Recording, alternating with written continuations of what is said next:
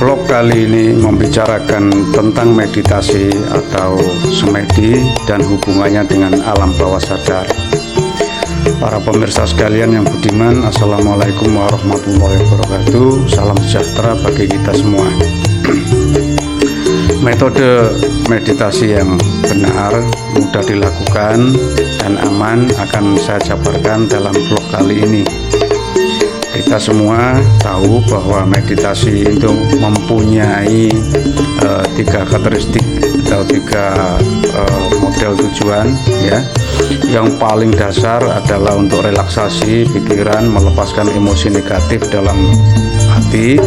Kemudian yang kedua untuk pencapaian tujuan tertentu, misalnya pemanggilan khodam pribadi yang berasal dari sedulur papat, Lemo Paster sing lahir Palestina. Kemudian bisa juga memanggil khodam-khodam dari luar, baik dari khodamnya doa, ayat suci, kemudian japa mantra dan sebagainya. Kemudian pada tingkatan yang paling akhir, meditasi itu adalah penyatuan diri dengan keberadaan Sang Ilahi. Ini kalau orang Jawa mengatakan sebagai manunggaling kawula Gusti. Untuk hal yang paling mendasar, meditasi itu merupakan salah satu sarana relaksasi untuk melepaskan beban, kecemasan, serta mengelola pikiran. Metode meditasi dengan cara mengatur posisi duduk, ya, yang tenang, kemudian pernapasan yang tenang, itu dipercayai ampuh, efektif, dan efisien untuk mengatasi berbagai masalah yang timbul dalam pikiran, misalnya kerepotan pikiran, kesusahan, gundah gulana, dan sebagainya. Dan metode ini sudah terbukti ribuan tahun. Mulanya, para pemirsa sekalian, meditasi digunakan untuk melatih kepekaan, konsentrasi, fokus, dan memunculkan rasa kepedulian kepada sesama makhluk. Meditasi kemudian digunakan sebagai praktik relaksasi berdasarkan pengalaman para pelaku meditasi yang merasakan bahwa meditasi juga digunakan sebagai cara untuk pengobatan dan melepaskan beban baik jasmaniah maupun rohaniah. Melihat kembali sejarah meditasi yang sesungguhnya, yaitu sebenarnya sudah sekitar 1500 tahun sebelum Masehi. Meditasi ini erat hubungannya dengan kebudayaan agama kuno di India dan Cina, seperti kepercayaan pertapa hutan, Hindu, Sikh, Buddha. Namun meditasi juga tidak menutup untuk bagi kaum muslim sebagai satu sarana untuk pelatihan perasaan, pembangkitan alam bawah sadar, bahkan untuk zikir, munajat, dan penyatuan akan kehadiran ilahiyah. Meditasi pada akhirnya berkembang dari sebuah agama dan kepercayaan, ya, kemudian masuk ke bidang pengobatan. Nah, ini meditasi menyebar ke negara Eropa dan seluruh kawasan Asia itu sekitar abad ke-5 dan 6 sebelum Masehi. Jadi sudah sangat tua sekali para pemirsa. Pada masing-masing wilayah, meditasi berkembang dan beralkulturasi dengan kebudayaan setempat. Nah, pada masa sekarang, meditasi dipraktekkan ke dalam berbagai macam terapi, baik dalam dunia kebugaran, bahkan menjadi kelas utama dalam yoga. Kemudian pada sekitar tahun 1960 oleh B.K. Anand, seorang peneliti dari India, menyimpulkan bahwa orang yang sedang bermeditasi menggunakan kurang lebih 17% oksigen lebih sedikit daripada orang yang sedang sadar dan beraktivitas. Detak jantung praktisi meditasi menjadi lebih tenang dan teratur. Penelitian terhadap meditasi terus dilakukan hingga mendapatkan kesimpulan bahwa teknik duduk diam, kemudian mengatur napas, memusatkan pikiran dalam jangka waktu tertentu dapat melepaskan beban pikiran.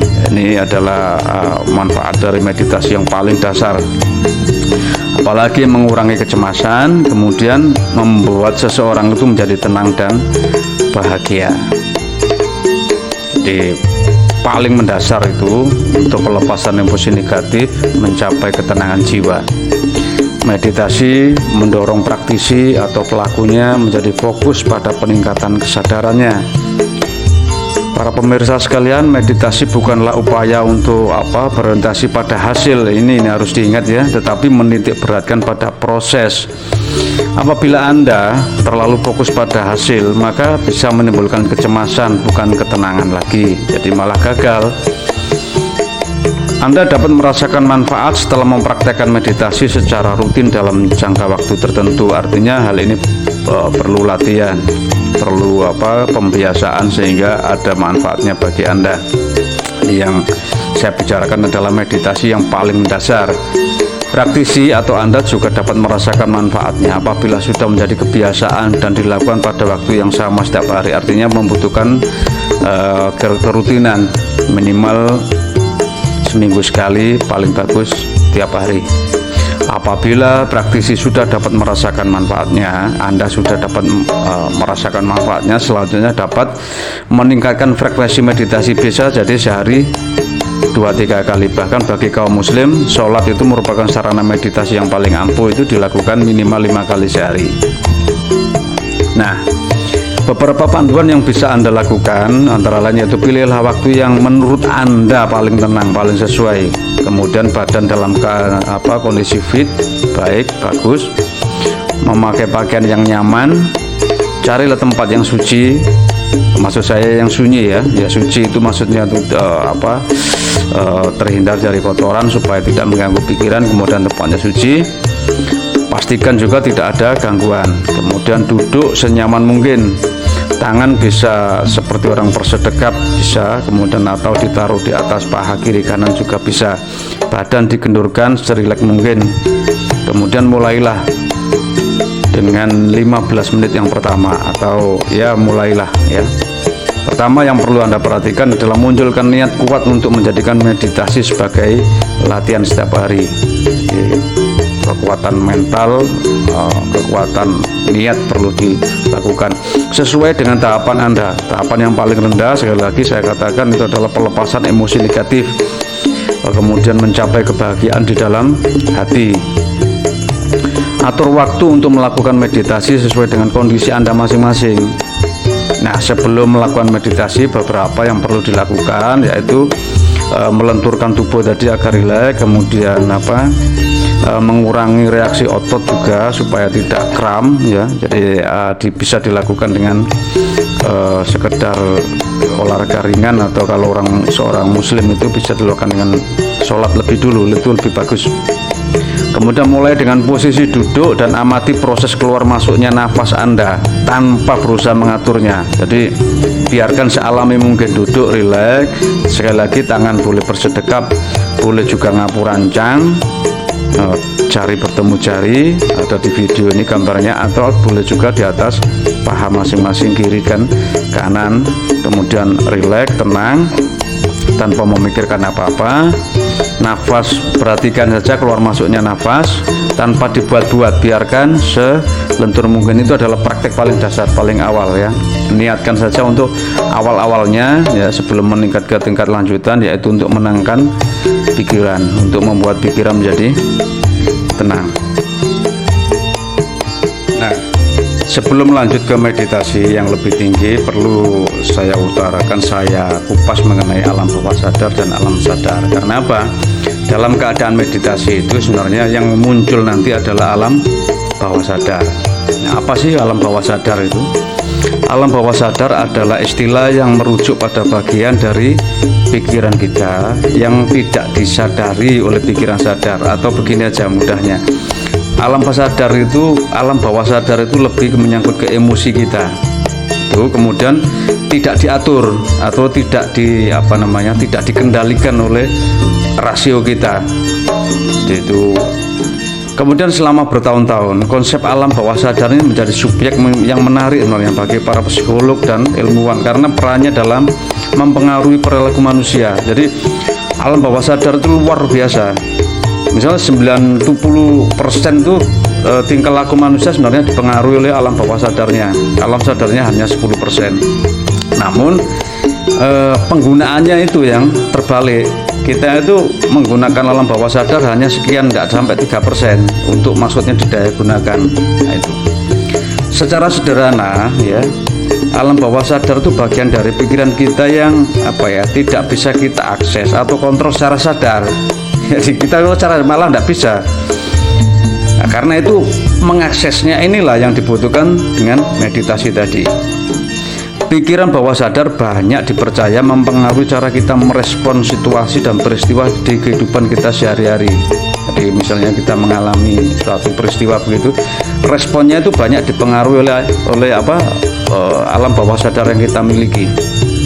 Nah, secara teori tentang alam bawah sadar ini pertama kali dikemukakan oleh Sigmund Freud, seorang psikoanalisis yang terkenal pada abad ke-19. Freud percaya bahwa alam bawah sadar memiliki pengaruh yang signifikan terhadap perilaku manusia. Nah, seperti yang saya sebutkan tadi, kemudian mengembangkan teknik psikoanalisis untuk membantu mengakses alam bawah sadar. Ini secara keilmuan psikologi ya, tapi tidak apa-apa saya petirkan dulu. Alam bawah sadar memiliki peran penting ya, seperti yang saya sebutkan tadi dalam kehidupan kita sehari-hari. Pikiran bawah sadar kita berkontribusi dalam pengambilan keputusan, pembentukan nilai-nilai yang ada pada diri kita, juga mempengaruhi kesehatan kita. Sebagai contoh, penelitian menunjukkan bahwa pikiran bawah sadar yang negatif dapat memicu kondisi stres atau tekanan mental, kemudian orang Jawa bilang sawanan dan sebagainya itu. Nah, pikiran bawah sadar ini juga memiliki peran penting dalam kreativitas dan inovasi. Jadi kreativitas, inovasi, ya, kemudian dalam hal seni, kemudian dalam hal keagamaan, perilaku yang penting-penting itu justru banyak dipengaruhi oleh pikiran bawah sadar. Beberapa penemuan dan karya seni itu yang paling kreatif itu justru muncul dari alam bawah sadar.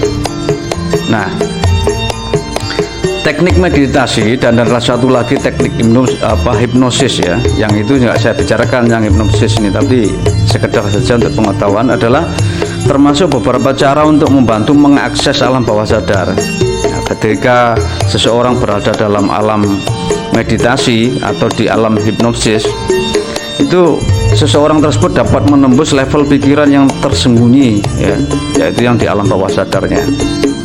Nah, ada beberapa praktek psikolog ya yang digunakan untuk mengakses alam bawah sadar, termasuk terapi kognitif.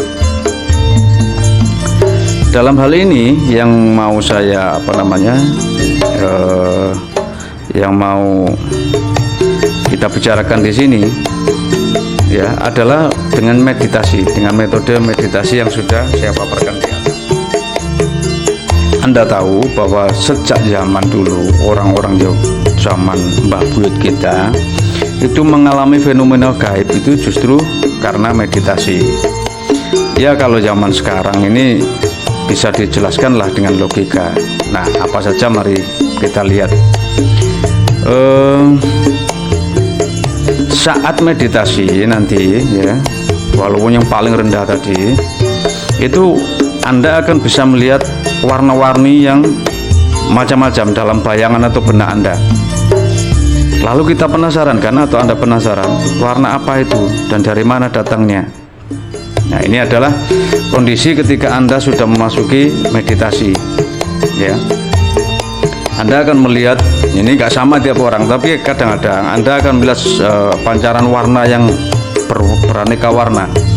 Itu kalau dalam ilmu Jawa, warna ini adalah melambangkan pikiran Anda, muncul dari pikiran bawah sadar Anda, dan kebetulan secara teori modern juga sama, yaitu warna-warna tersebut adalah manifestasi dari pikiran alam bawah sadar Anda sendiri. Saat Anda bermeditasi dan merasakan ketenangan, sesungguhnya Anda itu sudah mengakses alam bawah sadar Anda sendiri. Banyak hal bisa terjadi, ingat, banyak hal bisa terjadi dalam posisi ini. Salah satunya adalah melihat cahaya berwarna-warni tadi, atau ini sebagian orang mengatakan sebagai warna aura atau warna cakra. Cakra itu apa sih? Dalam satu teori mengatakan cakra itu titik-titik pusat energi yang tersebar dalam tubuh Anda. Nah, secara garis besarnya ada 7 titik itu, mulai dari tulang ekor sampai kepada ubun-ubun kepala. Nah, Nah, saat kalian mengalami kebangkitan spiritual atau ya dalam keadaan meditasi tadi, ya, itu cakra-cakra itu terbangkitkan dan auranya itu terlihat oleh Anda, atau lebih kalau saya sih mengatakan itu adalah pemunculan dari alam bawah sadar Anda, atau lebih tepatnya ya, karena background saya ilmu Jawa dan Islam ya, warna tadi itu melambangkan akal budi Anda. Untuk pertama kali warna itu berganti-ganti seperti pelangi begitu, kemudian nanti akan silih berganti, lanjut saja ya. Kemudian setelah lanjut bisa warna itu satu-satu, misalnya merah, hijau, kuning, putih, bersinar. Nah, itu sudah masuk melambangkan nafsu Anda sendiri, sudah masuk pada nafsu Anda sendiri. Masing-masing punya makna. Merah itu berasal dari hati Anda atau nafsu Anda yang nafsu amarah yang saya terangkan di vlog terdahulu, yaitu rasa marah, emosi dan sebagainya. Kemudian warna kehitaman itu ya nafsu badaniyah, hewaniyah, makan minum dan sebagainya itu. Kemudian kuning itu melambangkan nafsu akan harta benda. Nah, kemudian terakhir warna putih cemerlang itu nafsu mutmainnah, nafsu yang baik, nafsu ketenangan, nafsu ilahiyah untuk bertemu dengan Tuhan, nafsu berbuat baik dan sebagainya. Itu muncul semua nanti. Kemudian bisa jadi juga ketika meditasi ini Anda akan bertemu atau mengalami pertemuan dengan sosok-sosok orang yang sudah meninggal, atau mengalami pertemuan dengan sosok-sosok gaib, baik mengaku sebagai jin maupun dalam tanda petik mengaku sebagai malaikat. Karena itu hati-hati, banyak orang yang kemudian salah jalan ketika melakukan praktek meditasi, kemudian merasa menjadi wali, merasa menjadi, bahkan ada dalam tanda petik itu orang-orang yang merasa menjadi nabi karena merasa mendapatkan wahyu. Nah, kan begitu. Tapi sebenarnya itu terpola ya, karena kalau saya katakan kesasar, dia karena melihat penampakan gaib tadi, tapi dasarnya kurang. Karena itu bagi Anda yang belum terbiasa, pada tingkat pertama saja dulu, yaitu untuk menenangkan pikiran, membuang emosi negatif. Saudara sekalian, para pemirsa ya, ketika Anda dalam meditasi kemudian merasa berjumpa, diam saja dulu. Karena kecuali yang saya ajarkan, misalnya memanggil sedulure papat limo panjar, lah itu disapa karena memang sengaja, atau misalnya memanggil khodamnya ajian apa misalnya, atau memanggil khodamnya surah apa atau doa apa, itu datang ya disapa, kemudian minta bersumpah saja dia, oh ya saya khodamnya ini, atau saya saudaramu ini, bersumpah demi nama Allah, ya sudah. Nah, tapi kalau Anda tidak berniat begitu ya, pada tingkatnya belajar untuk menenangkan diri ketika sudah, tapi karena masuk mengakses alam bawah sadar tadi, kemudian muncul gambaran-gambaran ya, mulai dari warna yang beraneka warna, kemudian silih ganti warna, itu satu warna tapi bersilih ganti, kemudian misalnya sampai kemudian jumpa dengan orang berjubah, jumpa orang yang berikat kepala hitam ya, atau berjumpa apa saja ya yang mengaku sebagai orang gaib, diam saja dulu, biarkan saja, amati saja, cukup sampean menjadi pengamat saja dulu ya, karena takutnya belum mumpuni ya. Biarkan saja sampai nanti kalau lulus dan berkali-kali, maka itu tadi mana yang berulang ya, atau Anda sudah pada tingkatan kedua memang sengaja ya memanggil, nah itu beda lagi. Pada vlog terdahulu sudah saya ajarkan, itu pagar-pagarnya berdoa, kemudian ada selamatannya, kemudian disapa, dibului salam, kemudian suruh minta dia atau mereka itu bersumpah demi nama Allah siapa sejatinya, sehingga Anda tidak sampai tersesat.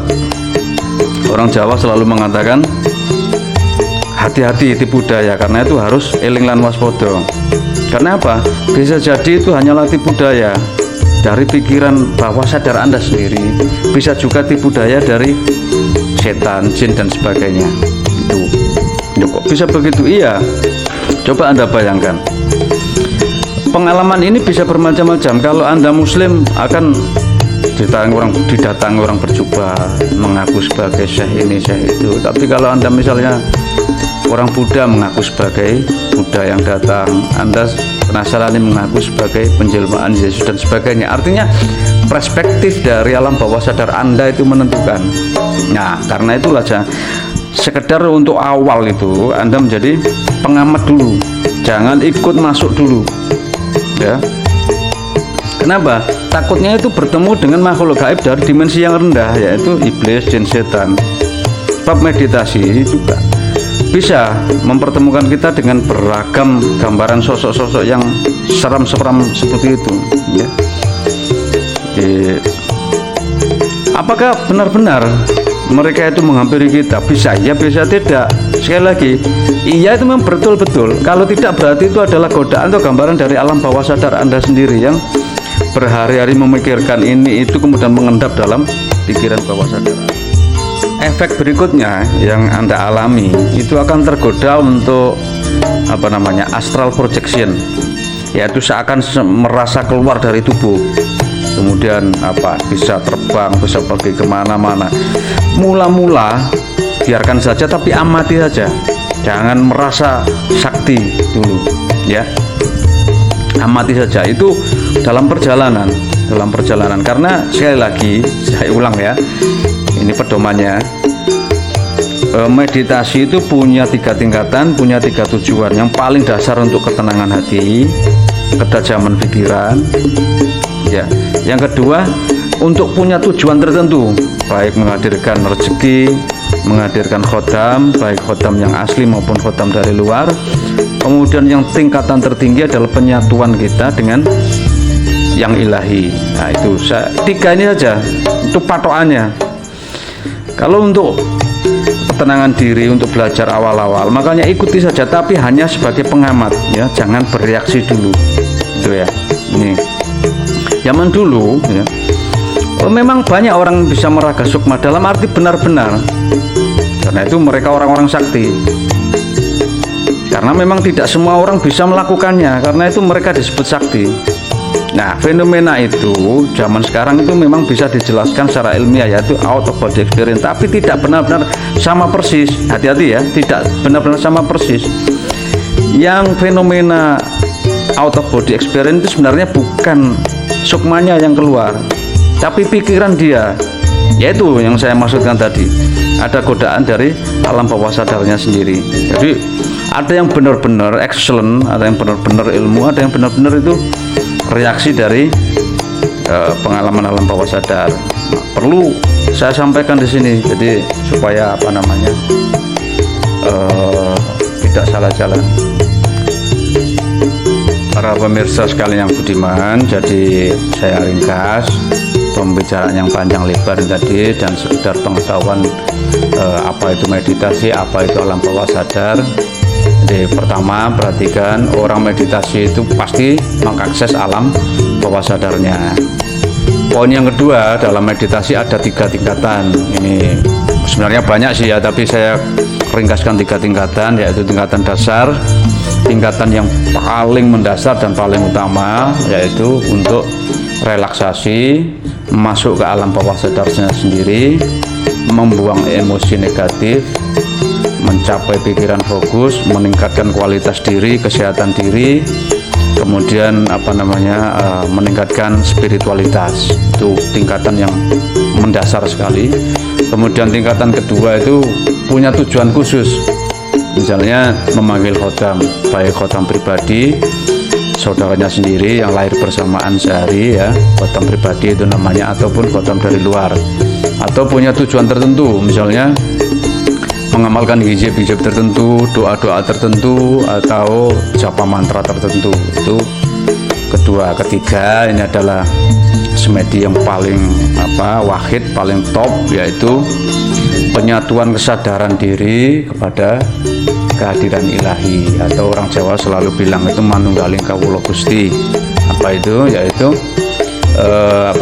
tingkatan meditasi yang paling tinggi ada orang mengatakan itu patrap. Hasilnya apa? Hasilnya adalah apapun kegiatan kita sehari-hari, kita itu merasa selalu diawasi oleh Tuhan, oleh Allah.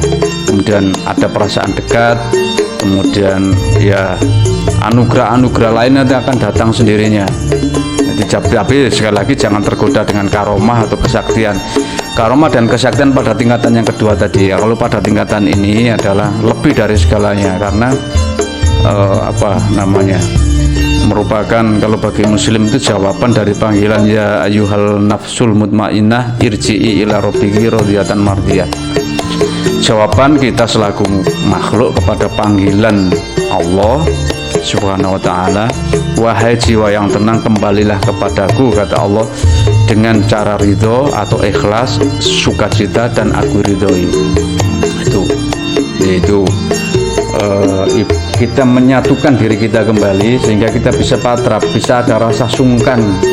Dan kemudian ketika bagi muslim yang sholat itu bisa sholat dengan khusyuk, karena kita jadi nanti metode yang terakhir nanti yang belum saya ajarkan sekarang, yaitu menghadirkan kesadaran bahwa penyambungan kesadaran kita akan kehadiran ilahi, itu bisa dilakukan di luar sholat maupun dalam sholat. Bahkan kalau kita praktekkan dalam sholat, maka sholat kita lebih khusyuk, bisa khusyuk itu ya. Tentu saja tidak menyalahi syariat ya, cuma kalau latihannya lebih baik di luar sholat. Itu yang terakhir nanti. Nah, saya ringkas lagi, apa sih yang nanti itu kita ketemu ya. Tadi sudah saya terangkan panjang lebar mengenai alam bawah sadar tadi. Karena kita mengakses alam bawah sadar, hati-hati ya.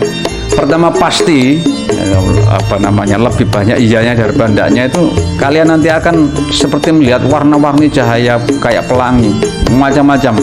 Itu adalah cahaya dari akal budi Anda sendiri yang berasal dari keluarnya dari alam bawah sadar Anda. Kemudian terus lebih tenang lagi, nanti akan berjumpa dengan warna yang masing-masing. Jadi satu warna ganti, itu warna nafsu Anda. Nah, prakteknya gimana? Lagi saya ulang ya supaya nggak salah. Duduk saja yang rileks, boleh bersedekap, boleh juga tangan ditaruh di paha, kemudian perhatikan jalan nafas Anda, nggak usah dibuat-buat, biarkan saja. Nah, bagi muslim jangan lupa sebelumnya sholat hajat dulu, kemudian minta dipagari oleh Allah supaya tidak tergoda oleh godaan setan. Kemudian praktekkan ini, kirim Fatihah dulu pada Kanjeng Nabi, pada Syekh Abdul Qadir Jilani, kemudian pada guru-guru Anda, orang tua Anda, kemudian baru praktekkan ini.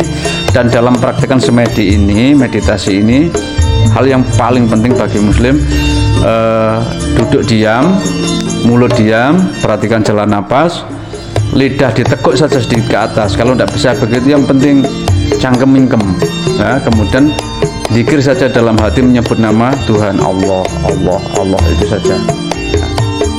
Itu yang tingkatan ini dulu, tingkatan yang pertama ini. Saya lanjutkan. Bisa jadi setelah melihat warna-warna tadi, Anda juga bisa akan ketemu dengan bayangan-bayangan gaib macam-macam itu. Nah, untuk awal-awal, bagi Anda yang praktek awal, jadikan pemerhati saja, jadikan diri Anda pemerhati saja, nggak usah ikut terlibat ya, nggak usah ditanggapi dulu, diam saja, mengingat Allah saja, biarkan saja ya. Sampai Anda betul-betul rileks. Ketika sampai pada puncaknya Anda rileks, maka nanti akan tenang, itu seperti orang tidur tapi tidak tidur, dan sudah tidak melihat apa-apa lagi. Ini ya, kalau untuk ketenangan batin mencapai posisi rohani yang tinggi, sudah. Jadi gambarannya dalam Al-Quran itu laisa kamitslihi syai'un, jadi nggak bisa digambarkan, sudah mencapai pada titik yang paling tenang ya.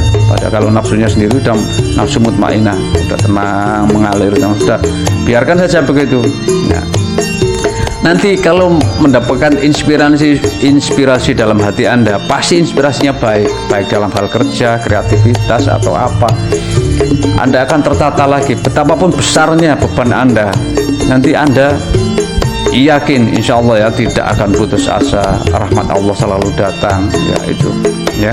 Dan ini bisa dipraktekkan semua agama, cuma tadi saya mencontohkan untuk muslim. Untuk vlog kali ini sekian dulu, semoga bisa berlanjut lagi, lebih dalam lagi. Jangan lupa subscribe, like, kasih komen dan share. Semoga vlog ini bermanfaat bagi kita semua. Salam sejahtera, akhirul kalam, wassalamualaikum warahmatullahi wabarakatuh.